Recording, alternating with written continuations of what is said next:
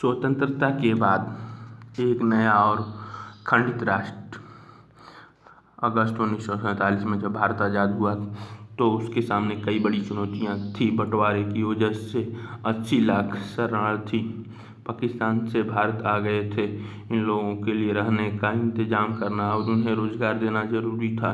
इसके बाद रियासतों की समस्या थी। तकरीबन 500 रियासतें राजाओं या नवाबों के शासन में चल रही थी। इन सभी को एक नए राष्ट्र में शामिल होने के लिए तैयार करना एक टेढ़ा काम था। शरणार्थियों और रियासतों की समस्या पर फौरन ध्यान देना लाजमी था। लंबे दौर में इस नवजात राष्ट्र को एक ऐसी राजनीतिक व्यवस्था भी विकसित करनी थी जो यहाँ के लोगों की आशाओं और आकांक्षाओं को सबसे अच्छी तरह व्यक्त कर सके। चित्र 1 में इलाहाबाद में महात्मा गांधी की अस्थियों का विसर्जन फरवरी 1948 में। अभी स्वतंत्रता को 6 महीने भी नहीं हुए थे कि सारा राष्ट्र शोक में पड़ गया। 30 जनवरी 1948 को कट्टर विचारों वाले नाथूराम गोडसे ने महात्मा गांधी की हत्या कर दी। वह गांधी जी के इस दृढ़ विश्वास से मतभेद रखता था कि हिंदुओं और मुसलमानों को सद्भावना बनाते हुए इकट्ठा रहना चाहिए। उसी शाम हक्के बक्के राष्ट्र ने आकाशवाणी पर जवाहरलाल नेहरू का भावुक भाषण सुना। दोस्तों, साथियों, हमारी जिंदगी की रोशनी बुझ गई और चारों तरफ अंधेरा है। हमारे प्रिय नेता राष्ट्रपिता अब नहीं रहे। 1947 में भारत की आबादी काफ़ी बड़ी थी, तकरीबन 34.5 करोड़। यह आबादी भी आपस में बटी हुई थी। इसमें ऊंची जाति और नीची जाति बाहुल्य, हिंदू समुदाय और अन्य धर्मों को मानने वाले भारतीय थे। इस विशाल देश के लोग तरह तरह की भाषाएं बोलते थे। इनके पहनावे में भारी फर्क था। उनके खान पान और काम धंधों में भारी विविधता थी। इतनी विविधता वाले लोगों को एक राष्ट्र राज्य के रूप में कैसे संगठित किया जा सकता था। एकता की समस्या के साथ ही विकास भी एक बड़ी समस्या थी। स्वतंत्रता के समय भारत की एक विशाल संख्या गांव में रहती थी। आजीविका के लिए किसान और काश्तकार बारिश पर निर्भर रहते थे। यही स्थिति अर्थव्यवस्था के गैर कृषि क्षेत्रों की थी। अगर फसल चौपट हो जाती तो नाई, बढ़ई, बुनकरों व अन्य कारीगरों की आमदनी पर भी संकट पैदा हो जाता था। शहरों में फैक्ट्री मजदूर भीड़ भरी झुग्गी बस्तियों में रहते थे, जहाँ शिक्षा या स्वास्थ्य सुविधाओं की खास व्यवस्था नहीं थी। इसीलिए विशाल आबादी को गरीबी के चंगुल से निकालने के लिए न केवल खेती की उपज बढ़ाना जरूरी था, बल्कि नए उद्योगों का निर्माण भी कराना था, जहां लोगों को रोजगार मिल सके। एकता और विकास की प्रक्रियाओं को साथ साथ चलाना था। अगर भारत के विभिन्न तबकों के बीच मौजूद मतभेदों को दूर न किया जाता तो वे हिंसक और बहुत खतरनाक टकराव के रूप ले सकते थे। लिहाजा ऐसे टकराव देश के लिए महंगे भी पड़ सकते थे। कहीं ऊंची जाति और नीची जाति के बीच, कहीं हिंदू और मुसलमानों के बीच, तो कहीं किसी और वजह से तनाव की आशंका बनी हुई थी। दूसरी तरफ अगर आर्थिक विकास के लाभ आबादी के बड़े हिस्सों को नहीं मिलते हैं तो और ज़्यादा भेदभाव पैदा हो सकता था। ऐसी स्थिति में अमीर और गरीब, शहर और देहात, संपन्न और पिछड़े इलाकों का फर्क पैदा हो सकता था। नए संविधान की रचना दिसंबर 1946 से नवंबर 1949 के बीच तकरीबन 3000 भारतीयों ने देश के राजनीतिक भविष्य के बारे में लंबा विचार विमर्श किया। यद्यपि संविधान सभा की बैठक नई दिल्ली में आयोजित की गई थी, परंतु इसके सदस्य पूरे देश में फैले हुए थे और वे बहुत सारी राजनीतिक पार्टियों के प्रतिनिधि थे। इन्हीं चर्चाओं के फलस्वरूप भारत का संविधान लिखा गया, जिसे 26 जनवरी 1950 को लागू किया गया। हमारे संविधान की एक खासियत यह थी कि उसमें सार्वभौमिक वयस्क मताधिकार का प्रावधान किया गया था। इसका मतलब यह था कि 21 साल से ज़्यादा उम्र के सभी भारतीयों को प्रांतीय और राष्ट्रीय चुनाव में वोट देने का अधिकार था। यह एक क्रांतिकारी कदम था। इससे पहले कभी भी भारतीयों को खुद अपने नेता चुनने का अधिकार नहीं मिला था। ब्रिटेन और अमेरिका जैसे अन्य देशों की जनता को यह अधिकार टुकड़ों टुकड़ों में सार्वभौमिक वयस्क मतलब सभी वयस्क नागरिकों को मत देने का अधिकार। गतिविधि कल्पना कीजिए कि आप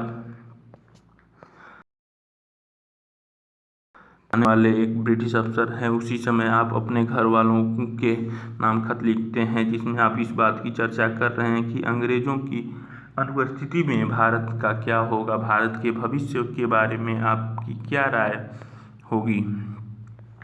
चित्र 2 में संविधान के उद्देश्यों पर रोशनी डालने वाले प्रस्ताव को पढ़ते हुए जवाहरलाल नेहरू ही दिया गया था। वहाँ सबसे पहले संपन्न पुरुषों को वोट देने का अधिकार मिला। इसके बाद शिक्षित पुरुषों को मताधिकार दिया गया। मजदूर पुरुषों को काफ़ी लंबे संघर्ष के बाद यह अधिकार मिला। महिलाओं को सबसे अंत में अधिकार दिया गया, वो भी लंबे जुझारू संघर्ष के बाद। इसके विपरीत भारत में आज़ादी के कुछ ही खास समय बाद ये फैसले ले लिया गया था कि देश के सभी स्त्री पुरुष को यह अधिकार दिया जाएगा, भले ही वो अमीर हो या गरीब, पढ़े लिखे हो या अनपढ़। दूसरी विशेषता यह थी कि उसमें तमाम जाति, धर्म या किसी भी तरह की पृष्ठभूमि से संबंध रखने वाले सभी नागरिकों को कानून की नज़र में समान माना गया। भारत के कुछ लोग चाहते थे कि भारत की राजनीतिक व्यवस्था हिंदू आदर्श पर आधारित हो और भारत को एक हिंदू देश घोषित किया जाए। अपनी बात के समर्थन में उन्होंने पाकिस्तान का उदाहरण दिया, जिसका गठन ही एक खास समुदाय मुसलमानों के हितों की रक्षा के लिए किया गया था। परंतु भारतीय प्रधानमंत्री जवाहरलाल नेहरू का स्पष्ट मत था कि भारत हिंदू पाकिस्तान नहीं बन सकता और न ही बनना चाहिए। मुसलमानों के अलावा भारत में सिख और ईसाइयों की भी बड़ी संख्या थी। इसके अलावा पारसी, जैन तथा अन्य धर्म के लोग भी थे। नए संविधान में इन सभी समुदायों के लोगों को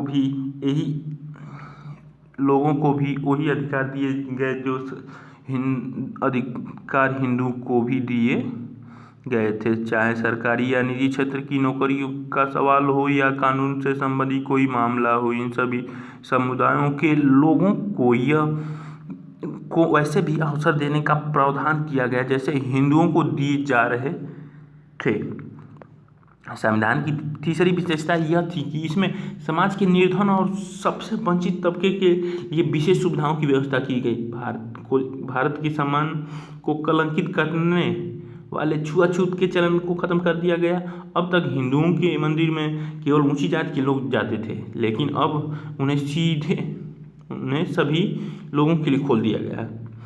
जिन्हें अब तक अछूत माना जाता था वे भी मंदिर में जा सकते थे। एक लंबे बहस के बाद संविधान सभा ने यह भी तय किया कि विधायक के कुछ सीटें और सरकारी नौकरियों में कुछ हिस्सा निचली जाति के सदस्यों के लिए आरक्षित किया जाए। कुछ लोगों की दलील थी कि अछूत, जिन्हें उस समय हरिजन कहा जाता था, उम्मीदवारों के पास इतने अंक या शैक्षणिक योग्यता नहीं होती कि वे भारतीय प्रशासनिक सेवा जैसे प्रतिष्ठित नौकरियों में जा सके। परंतु जैसे कि संविधान सभा के सदस्य H.J. खांडेकर ने कहा था कि हरिजनों की अक्षमता के लिए ऊंची जातियां जिम्मेदार हैं। सोच लीजिए, आपने सुविधा संपन्न सहकर्मियों को संबोधित करते हुए खांडेकर ने कहा था कि हमें हजारों साल तक दबा कर रखा गया, आप लोगों ने हमें अपनी सेवा में लगाए रखा और हमें इस कदर दबाया कि अब न केवल हमारे मस्तिष्क और शरीर बल्कि हमारा हृदय भी काम नहीं करता और न ही हमें आगे बढ़ पाने में सक्षम है। भूतपूर्व अछूतों के साथ साथ आदिवासियों या अनुसूचित जनजातियों को भी विधायक और नौकरियों में आरक्षण दिया गया है। अनुसूचित जातियों की तरह इन भारतीयों को भी वंचित रखा गया था और उनके साथ भेदभाव किया गया था। आदिवासी आधुनिक स्वास्थ्य सुविधाओं और शिक्षा से वंचित थे। उनकी जमीन और जंगलों पर समुदाय से बाहर के ताकतवर लोगों का कब्जा होता जा रहा था। संविधान से उन्हें जो नए अधिकार मिले उनका उद्देश्य इसी स्थिति में सुधार लाने का था। संविधान सभा के सदस्यों ने केंद्र और राज्य सरकार की शक्तियों और अधिकारों के बंटवारे पर भी लंबी चर्चा की। कुछ लोगों का मानना था कि केंद्र के हित सबसे महत्वपूर्ण होने चाहिए। उनका कहना था कि यदि केंद्र मजबूत होगा तभी पूरे देश की उन्नति के लिए सोचने और योजना बनाने में सक्षम होगा। कई अन्य सदस्यों का मानना था कि राज्यों को ज़्यादातर स्वायत्तता और आज़ादी मिलनी चाहिए। मैसूर के एक सदस्य का कहना था कि मौजूदा व्यवस्था में लोकतंत्र दिल्ली में केंद्रित है और इसीलिए बाकी देश में वह इसी भावना और अर्थ में साकार नहीं हो रहा है। स्रोत एक, हमें उन्हें सुरक्षा और अधिकार जरूर देना चाहिए। मुख्यमंत्री को लिखे एक पत्र में जवाहरलाल नेहरू ने कहा था, हमारे पास एक मुस्लिम अल्पसंख्यक समुदाय है जो संख्या की दृष्टि से इतना बड़ा है कि अगर वह चाहे तो भी कहीं नहीं जा सकता, कि यह एक बुनियादी तथ्य है जिसके बारे में बहस की कोई गुंजाइश नहीं है। पाकिस्तान की तरफ से चाहे जितना उकसावा हो और वहाँ के गैर मुसलमानों पर चाहे जो अत्याचार हो रहे हों, हमें इस अल्पसंख्यक समुदायों के साथ सभ्य ढंग से व्यवहार करना है। हमें इस समुदाय को भी वही सुरक्षा और अधिकार देने होंगे जो किसी लोकतांत्रिक राज्य के नागरिकों को मिलते हैं। गतिविधि, एक मुस्लिम परिवार में बाप बेटे के बीच हो रही बातचीत की कल्पना कीजिए। बेटा मानता है कि विभाजन के बाद हमें परिवार के साथ पाकिस्तान चले जाना चाहिए, जबकि पिता का विश्वास है कि उन्हें भारत में ही रहना चाहिए। इस अध्याय 11 में दी गई सूचनाओं के आधार पर अभिनय करके बताएं कि दोनों में क्या तर्क होंगे। बेटा का तर्क सही है या बाप का तर्क सही।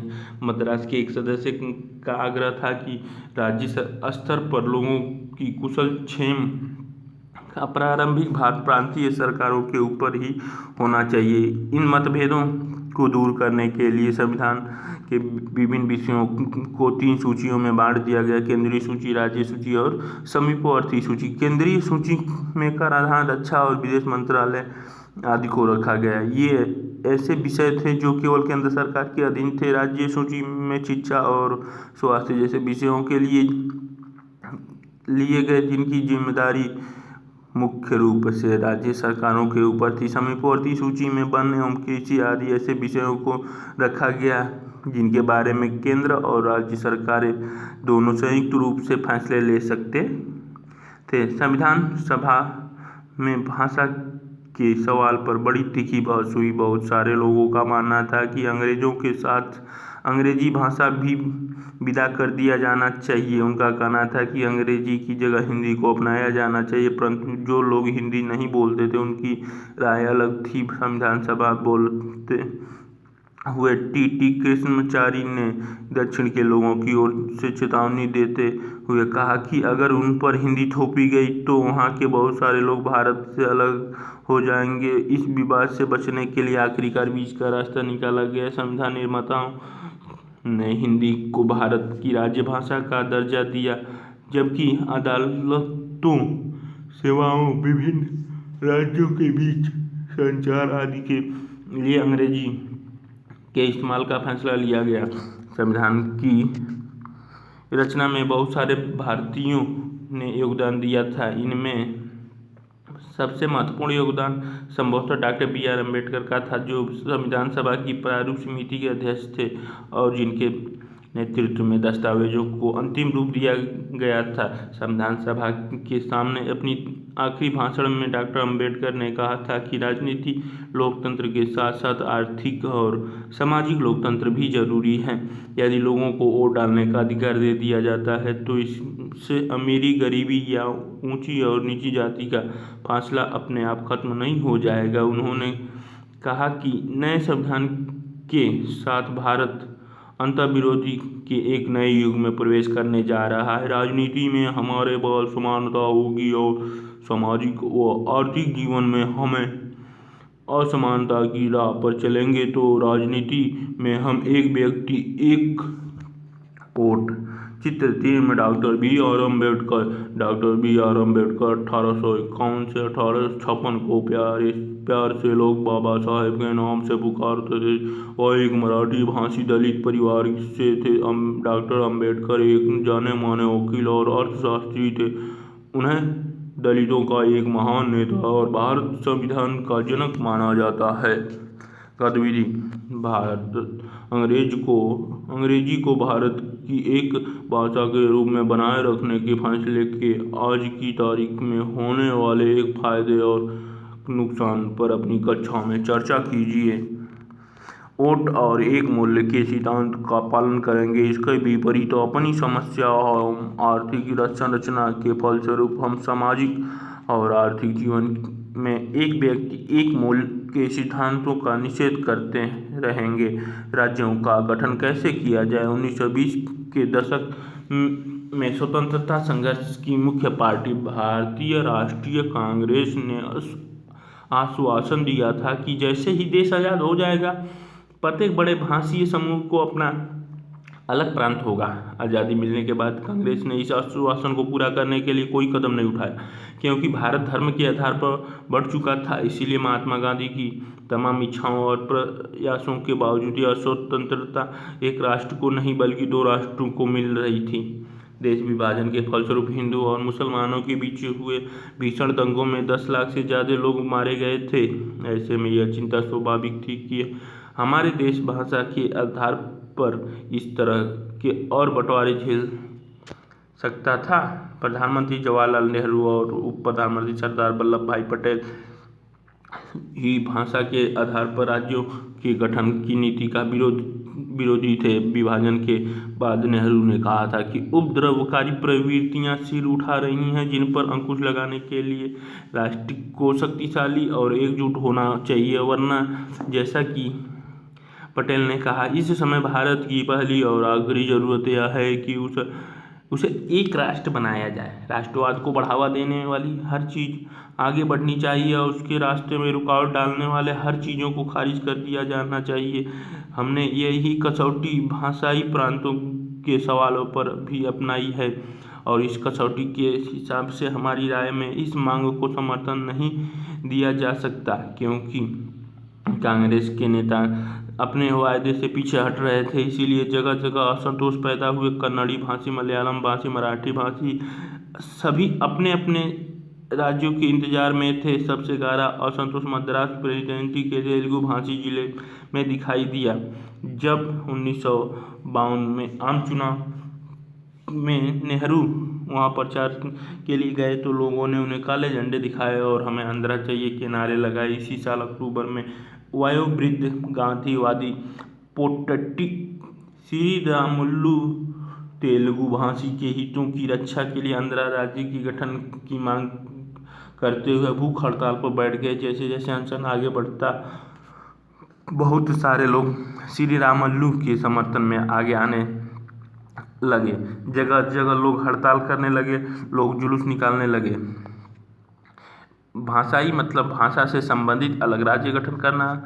और चित्र 4 में गांधीवादी नेता श्री पोट्टी रामुलु तेलुगु भाषी के लिए एक अलग राज्य की मांग करते हुए अनशन पर बैठे बेचारे की मृत्यु हो गई थी। इसलिए आंध्र प्रदेश का गठन हुआ। 58 दिन के अनशन के बाद 15 दिसंबर 1952 को पोट्टी श्रीरामुलु की देहांत हो गया। जैसा कि एक अखबार ने लिखा था, श्रीरामुलु के देहांत की खबर ने पूरे आंध्र को अस्त व्यस्त कर डाला। विरोध इतना व्यापक और गहरा था कि केंद्र सरकार को आखिरकार यह मांग माननी पड़ी। इस तरह 1 अक्टूबर 1953 को आंध्र के रूप में एक नए राज्य का गठन हुआ, जो बाद में आंध्र प्रदेश बना।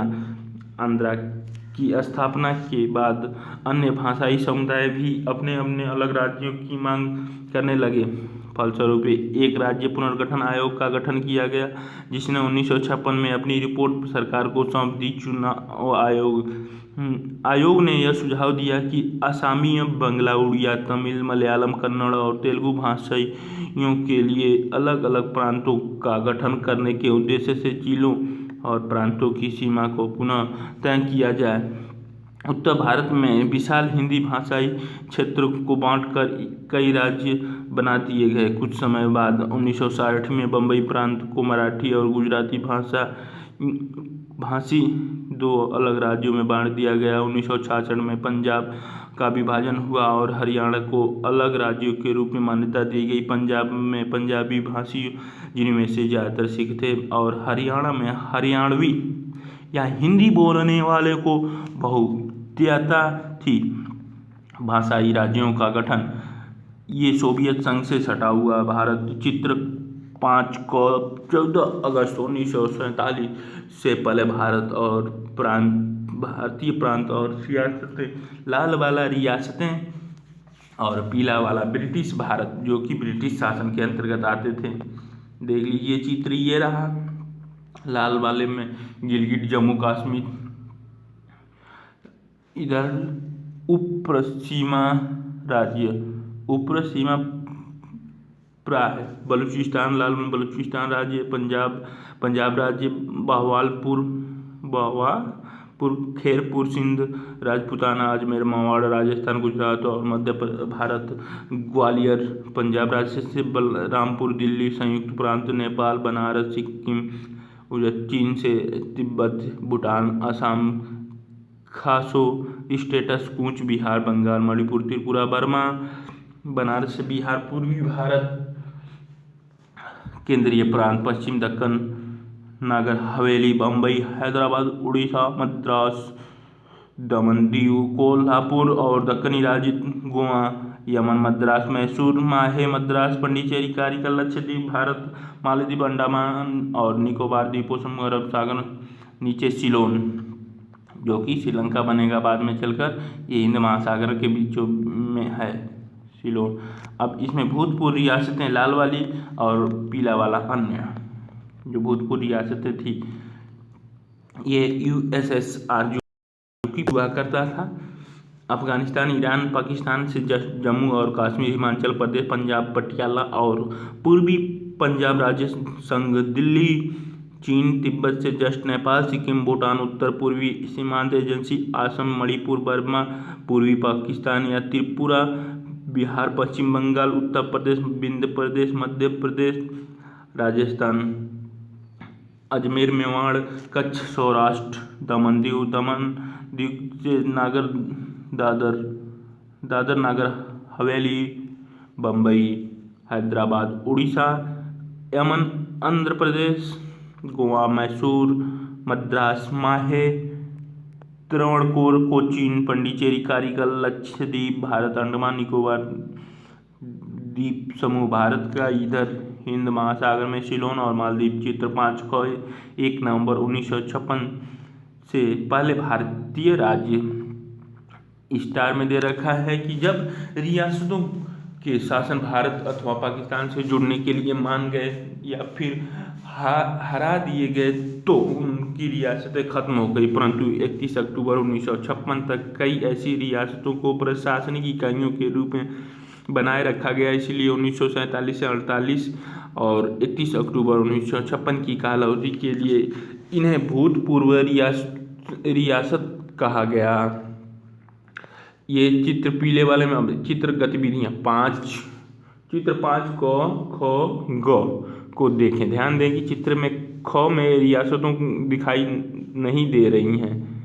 उन राज्यों को पहचान जिनका 1956 के बाद का गठन किया गया था। उन राज्यों की कौन सी भाषाएं थी? ये सोवियत संघ, अफगानिस्तान, पाकिस्तान, ईरान, उससे जस्ट सटे हुए जम्मू और कश्मीर, हिमाचल प्रदेश, पंजाब, हरियाणा, दिल्ली, चीन, तिब्बत, नेपाल, सिक्किम, भूटान, अरुणाचल प्रदेश, असम, मेघालय, नागालैंड, मणिपुर, मिजोरम, बर्मा, बांग्लादेश, पश्चिम बंगाल, बिहार, उत्तर प्रदेश, राजस्थान, गुजरात, मध्य प्रदेश, उड़ीसा, दीव, दमन, दादर और नागर हवेली, महाराष्ट्र, कर्नाटक, आंध्र प्रदेश, गोवा, दमन और दीव, पांडिचेरी, तमिलनाडु, केरल। लक्षद्वीप भारत का है। अंडमान निकोबार द्वीप समूह भारत का है। मालदीव भी, और नीचे श्रीलंका महासागर। ये अब की स्वतंत्र भारत की चित्र बन रहा। चित्र 6, महानदी के पानी को रोकने के लिए बनाया गया पुल स्वतंत्र भारत में पुल और बांध विकास का प्रतीक बन गए थे। राज्य सरकार से संबंधित, ध्यान दें कि राज्य शब्द का अर्थ के विभिन्न राज्यों या प्रांतों से नहीं है, देश से है। ठीक।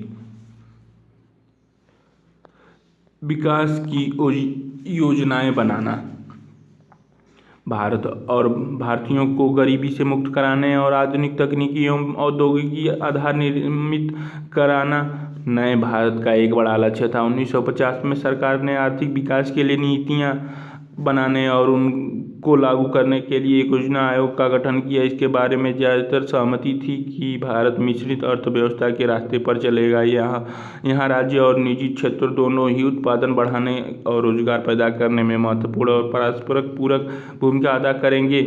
इसी क्षेत्र की क्या भूमिका होगी, अर्थात कौन से उद्योग सरकार द्वारा और कौन से उद्योग बाजार द्वारा यानी निजी उद्योगपतियों द्वारा लगाए जाएंगे। विभिन्न क्षेत्रों और राज्यों के बीच किस तरह का संतुलन बनाया जाएगा, इन सबको परिभाषित करना योजना आयोग का काम था।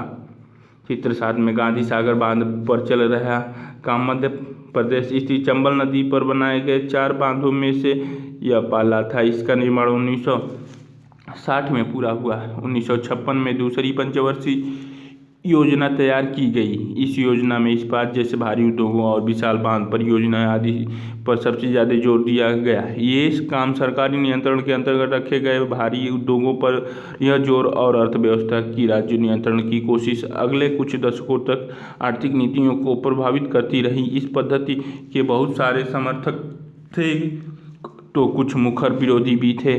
कुछ लोगों को लगता ताकि इस प्रणाली में खेती पर पर्याप्त जोर नहीं दिया जा रहा है। स्रोत 2, पंचवर्षीय योजनाओं पर नेहरू के विचार। प्रधानमंत्री जवाहरलाल नेहरू योजना प्रक्रिया के भारी समर्थक थे। उन्होंने राज्यों के मुख्यमंत्री के नाम लिखे अपने पत्र में नियोजन के आदर्शों और उद्देश्यों की व्याख्या की। 22 दिसंबर 1952 को एक पत्र में उन्होंने लिखा था कि पंचवर्षीय योजनाओं के पीछे भारत की एकता और देश के विभिन्न जन समूहों के विराट आपसी सहयोग की अवधारणा निहित है। हमें यह बात हमेशा याद रखनी चाहिए कि इस प्रक्रिया में सिर्फ सरकारी तंत्र का ही महत्व नहीं होता, बल्कि जनता के उत्साह और सहयोग का महत्व इससे भी ज़्यादा है। हमारे लोगों को एक विशाल उद्यम में साझेदारी का उत्साह, उन्हें अपने अगले उद्देश्य की ओर बढ़ते सहयात्री जैसा एहसास होना चाहिए। बेशक योजना बहुत सारे अर्थशास्त्री, सांख्यिकी विशेषज्ञों और ऐसे ही दूसरे लोगों की गणनाओं पर आधारित हो सकी और होगी, परंतु केवल आंकड़ों और संख्याओं से। हालांकि ये महत्वपूर्ण है कि ये किसी योजनाओं में जीवन पैदा नहीं करते। जीवन का यह उच्छ्वास तो कहीं और से आता है। अब हमारी जिम्मेदारी है कि ठंडे अक्षरों में लिखी योजना को एक ऐसा जीवंत गतिशील उद्यम बना दें कि लोगों की कल्पनाओं को साकार कर सके। चित्र 8 में भिलाई इस्पात संयंत्र में जवाहरलाल नेहरू भिलाई स्थित इस्पात कारखाने की स्थापना 1959 को तत्कालीन सोवियत संघ की सहायता से की गई थी। छत्तीसगढ़ में स्थित पिछड़े ग्रामीण इलाके में स्थित यह कारखाना आधुनिक भारत के विकास का एक महत्वपूर्ण प्रतीक बन गया। कुछ लोगों का कहना था कि प्राथमिक शिक्षा का उद्देश्य ही उपेक्षा हो रही है, प्राथमिक शिक्षा की उपेक्षा हो रही है। कुछ लोगों का मानना था कि आर्थिक नीतियों के कारण पर्यावरण पर पड़ रहे प्रभावों पर उचित ध्यान नहीं दिया गया है। महात्मा गांधी की अनुयायी मीरा बहन ने 1949 में लिखा था कि विज्ञान और मशीनरी के द्वारा उसे मानवता को कुछ समय तक भारी फायदा हो सकता है, लेकिन आखिरी तबाही ही मिलेगी। हमें कुदरत के संतुलन का अध्ययन करके उसके नियमों के हिसाब से अपनी ज़िंदगी चलानी चाहिए, तभी हम स्वस्थ और नैतिक रूप से सभ्य प्रजाति के रूप में जीवित रह पाएंगे। गतिविधि। क्या मीरा बहन की यह मान्यता सही थी कि विज्ञान और मशीनरी मानव सभ्यता के लिए समस्या खड़ी कर देंगे? इस बात पर अपनी कक्षा में चर्चा कीजिए। इस चर्चा के लिए प्रौद्योगिकी, प्रदूषण और जंगलों के विनाश से हमारी दुनिया पर पड़ रहे प्रभाव जैसे उदाहरण के बारे में सोच सकते हैं। एक स्वतंत्र विदेशी नीति की चाह। जिस समय भारत को आज़ादी मिली तब तक दूसरे विश्व युद्ध की तबाही कुछ ही समय हुआ था। 1945 में गठित की गई नई अंतर्राष्ट्रीय संस्था UN, संयुक्त राष्ट्र, यूनाइटेड स्टेट, अभी अपनी शैशवकाल में थी। 1950 और 60 के दशक में शीत युद्ध का उदय हुआ। शक्तिशाली देशों के बीच प्रतिद्वंदिता पैदा हुई और अमेरिका व सोवियत संघ के बीच वैचारिक टकराव होते गए। फलस्वरूप दोनों देशों ने अपने अपने समर्थक देशों को मिलाकर सैनिक गठबंधन बना लिए। यही समय था जब औपनिवेशिक साम्राज्य ध्वस्त हो रहे थे और बहुत सारे देश स्वतंत्रता प्राप्त कर रहे थे। प्रधानमंत्री जवाहरलाल नेहरू नव स्वाधीन भारत के विदेश मंत्री भी थे। उन्होंने इस संदर्भ में स्वतंत्र भारत की विदेशी नीतियों की रूपरेखा तैयार की। गुटनिरपेक्ष आंदोलन इसी विदेशी नीति का मूल आधार था। मिस्र, यूगोस्लाविया, इंडोनेशिया, घाना और भारत के राजनेताओं के नेतृत्व में गुटनिरपेक्ष आंदोलन में दुनिया के देशों से आह्वान किया कि वे इन दोनों मुख्य सैनिक गठबंधनों में शामिल न हों, परंतु गठबंधनों से दूर रहने की इस नीति का मतलब अलग थलग था।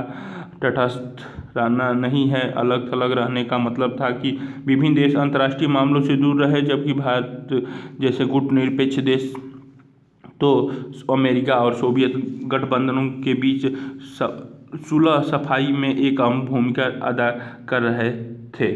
इन देशों ने युद्ध को टालने के प्रयास किए और अक्सर युद्ध के खिलाफ मानवतावादी और नैतिक रवैया अपनाया, परंतु विभिन्न कारणों से भारत सहित बहुत सारे गुटनिरपेक्ष देशों को युद्ध का सामना करना पड़ा।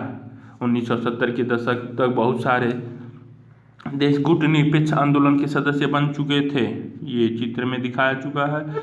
चित्र 9 में संयुक्त राष्ट्र में जवाहरलाल नेहरू और कृष्ण मेनन ने 1952 से 1962 के बीच संयुक्त राष्ट्र में भारतीय प्रतिनिधिमंडलों का नेतृत्व किया और गुटनिरपेक्षता की नीति के पक्ष में आवाज उठाई। चित्र 10 में बांडुंग, इंडोनेशिया में एशिया और अफ्रीका के नेताओं की बैठक 1955 में। इस सम्मेलन में 29 से ज़्यादा नव स्वाधीन देशों के प्रतिनिधियों ने इस बात की चर्चा की थी कि अफ्रीका, एशिया के देश उपनिवेशवाद और पश्चिमी प्रभुत्व के विरुद्ध अपने प्रयास किसी तरह जारी रख सकते हैं। राष्ट्र के 60 वर्ष बाद 15 अगस्त 2007 को हमने एक स्वतंत्र राष्ट्र के रूप में अपनी 60वीं वर्षगांठ मनाई थी। इस दौरान हमारे देश का प्रदर्शन कैसा रहा? संविधान में तय किए गए आदर्शों को हम किस हद तक साकार कर पाए? भारत अभी भी एक है और लोकतांत्रिक राह पर चल रहा है। यह गर्व करने लायक उपलब्धि है। बहुत सारे विदेशी प्रेक्षकों का मानना था कि भारत एक देश के रूप में ज़्यादा समय तक टिक नहीं पाएगा। उन्हें लगता था कि भारत का प्रत्येक क्षेत्र या भाषाई समूह अपने अलग राष्ट्र की मांग करेंगे और उसके टुकड़े हो जाएंगे। कुछ विशेषज्ञों को लगता था कि भारत सैनिक शासन के कब्जे में आ जाएगा, परंतु ये सारी आशंकाएं निर्मूल साबित हुई हैं। आज़ादी से अब तक 13 आम चुनाव हो चुके हैं और राज्यों तथा स्थानीय निकायों के लिए सैकड़ों चुनाव हो चुके हैं। हमारे यहाँ स्वतंत्र प्रेस है और एक ही स्वतंत्र न्यायपालिका है। इसके अलावा यहाँ के लोगों की भाषाई विविधता या धार्मिक विविधता भी राष्ट्रीय एकता की राह में रुकावट नहीं बन पाई है। परंतु दूसरी ओर यह भी सच है कि आज भी हमारे देश में गहरे मतभेद बने हुए हैं। संवैधानिक गारंटियों के बावजूद अछूत समुदाय या जिन्हें अब दलित कहा जाता है आज भी हिंसा और भेदभाव से जूझ रहे हैं। ग्रामीण भारत के बहुत सारे भागों में अभी भी वे साझा जल स्रोत, मंदिरों, मैदानों और अन्य सार्वजनिक स्थानों का इस्तेमाल नहीं कर सकते। संविधान में दिए गए धर्मनिरपेक्ष आदर्शों के बावजूद बहुत सारे राज्यों में विभिन्न धार्मिक समूहों के बीच कई बार टकराव हो चुके हैं और सबसे परेशानी की बात यह है कि इसी बीच अमीर और गरीबों का फासला लगातार बढ़ता गया। भारत के कुछ भागों में और कुछ समूहों को आर्थिक विकास से भारी फायदा हुआ। ये आलीशान घरों में रहते हैं, महंगे रेस्टोरेंट में खाना खाते हैं, अपने बच्चे को महंगे निजी स्कूल में भेजते हैं और विदेशों में छुट्टियों पर बेहिसाब पैसा उड़ाते हैं। दूसरी ओर बहुत सारे लोग आज भी गरीबी रेखा के नीचे हैं। शहरी झुग्गियों, बस्तियों या बंजर देहात में रहने वाले ऐसे बहुत सारे लोग अपने बच्चे को स्कूल भी नहीं भेज पाते। हमारा संविधान कानून की नज़र में सबको बराबर मानता है, लेकिन असली ज़िंदगी में कुछ भारतीयों औरों के मुकाबले ज़्यादा बराबर है। स्वतंत्रता के समय तय की गई कसौटी के हिसाब से देखें तो भारतीय गणतंत्र बहुत बड़ी सफलता का दावा नहीं कर सकता, लेकिन यह भी सच है कि वह विफल नहीं हुआ है। चित्र 11 में बम्बई स्थित धारावी दुनिया की सबसे बड़ी झुग्गी बस्तियों में से एक है। इसके दूर वाले सिर पर आप गगनचुंबी इमारत देख सकते हैं। थोड़े से बगल में देखिए, गगनचुंबी इमारत दिख रही है बगल में, सारे के सारे झुग्गी ही दिखेगी। धारावी के बगल में अन्यंत्र में है।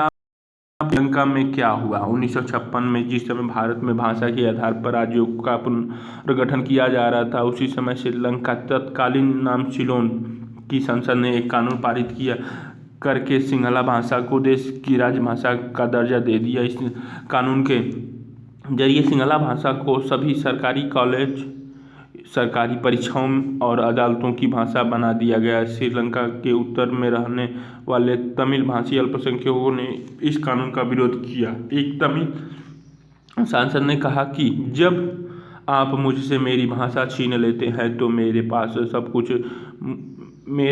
सब कुछ मुझसे छीन लेते हैं। और एक और नेता ने चेतावनी दी, आप सिलोन को बांटना चाहते हैं, निश्चित रहिए, मैं आश्वासन देता हूं कि आपको एक विभाजित सिलोन ही मिलेगा। सिंहला भाषी एक विपक्ष सदस्य ने कहा था कि अगर सरकार अपना रुख नहीं बदलती और इस कानून पर अड़ी रहती तो इस छोटे से देश में से दो टूटे फूटे रक्त रंजित देश भी पैदा हो सकते हैं। पिछले कई दशकों से श्रीलंका में गृह युद्ध चल रहा है, जो इसी कारण पैदा हुआ कि यहाँ के तमिल भाषी अल्पसंख्यकों पर सिंहला भाषा थोपी जा रही है। और एक अन्य दक्षिण एशियाई देश पाकिस्तान भी इसीलिए दो टुकड़ों में बढ़ गया था, क्योंकि पूर्वी पाकिस्तान के बांग्ला भाषी लोगों को लगता था कि पाकिस्तान में उनकी भाषा को दबाया जा रहा है।